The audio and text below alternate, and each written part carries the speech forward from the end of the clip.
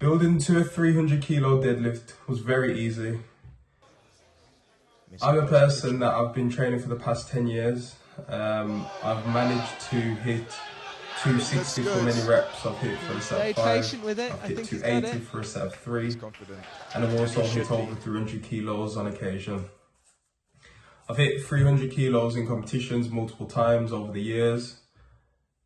And once I knew that deadlifting more wasn't going to get me to the point of deadlifting 300 kilos, it became very easy to grow my deadlift. The deadlift is a big movement, and in terms of building that movement, you need to build the foundations for that movement. So getting things like rows into the plan. So I was getting very strong with any chest supported rows, any T-bar rows, and making sure that we are working those movements correctly in the right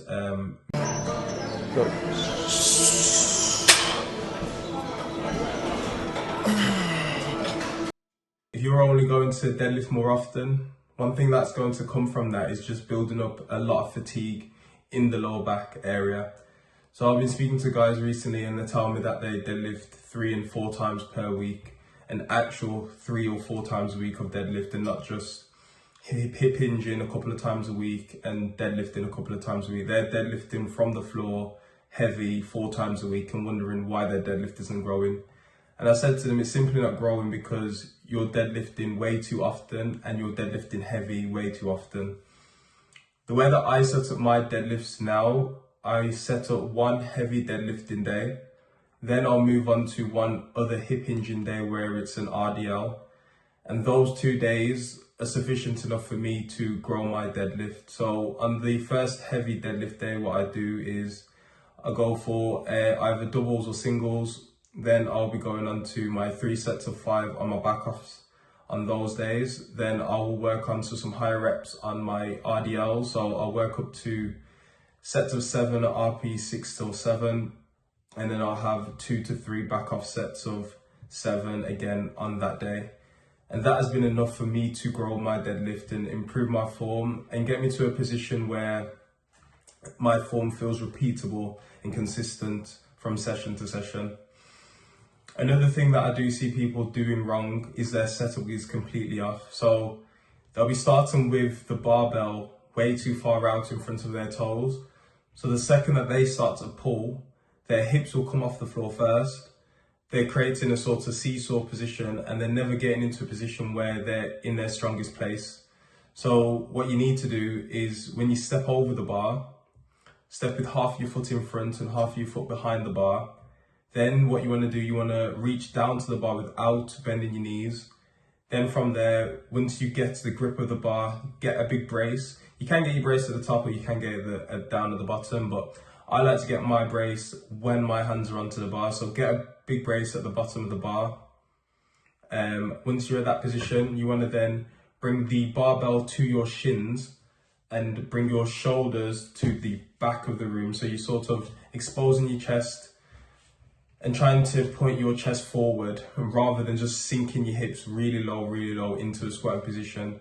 You want to keep the hips as high as it can be, because what's also going to happen is you're just going to be pulling until your hips get to its strongest position anyway, and that's when the bar will come off to the floor. If you are keeping your hips high enough from the start of the movement, once you reach down for the bar, bring your shoulders to the back of the room and stand up from that point and just think to yourself, rather than you're just pulling the weight up off the floor, think to yourself you're pushing the floor away from yourself the whole way through.